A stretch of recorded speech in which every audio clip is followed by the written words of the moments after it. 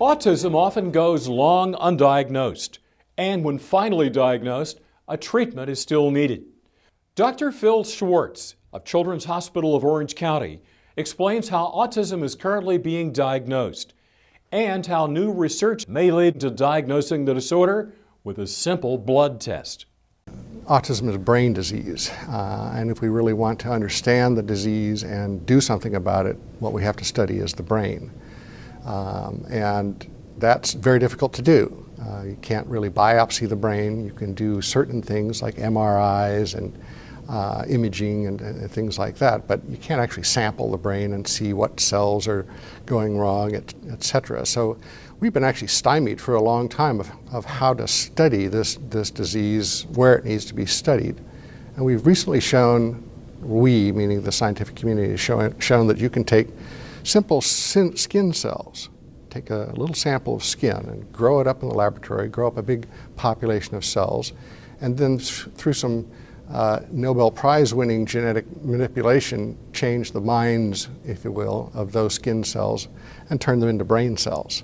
So from any given patient then, we can have a culture of essentially their brain cells in the dish that we can study in the laboratory without ever touching their brain. And what we're doing with this then is we've sampled a whole lot of autism patients and autism with different genetic backgrounds, such as autism patients with Fragile X disease, etc.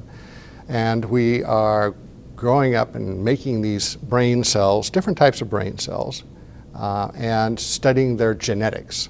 Now, one of the things that's perhaps not well understood is that every cell in the body has the same set of genes, but every cell in the body does not express the same set of genes.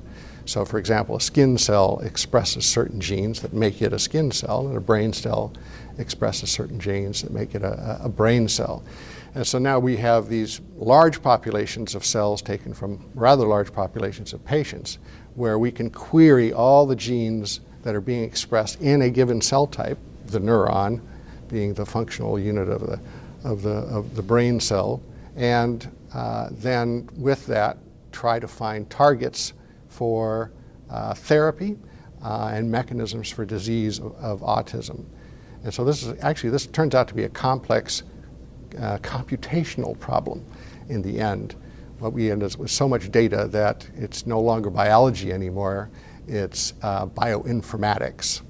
Dr. Schwartz told us what he hopes to learn from the research. We want a target for therapy, one where we can say, here is a pathway in the brain that's going wrong. Let's see what kind of drugs we can design, or drugs that are actually on the shelf that we can use to interact with this pathway and try some clinical trials in that respect. The other one is a diagnostic, and that's equally important because the disease right now is diagnosed on a behavioral ground. There is no blood test for it.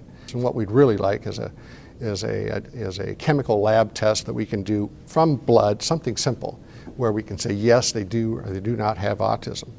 Then there's one more thing, and that is that we know that autism isn't a single disease. It's a spectrum of diseases. So it's actually better called autisms than autism.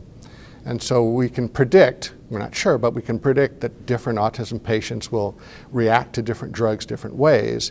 And by doing this genetic analysis, what we're going to try to do is something called pharmacogenetics, which just means drugs as applied to genetics. And before we even start therapy for a given child, analyze his genetics and pick the right drug for that child. So patient-specific therapy.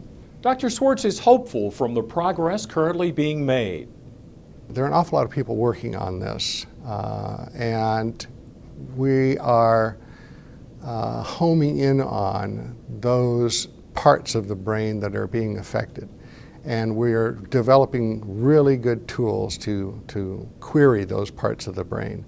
So I'm very hopeful that we'll see some great progress here, not in 10 years, but I think in 2 to 5 years.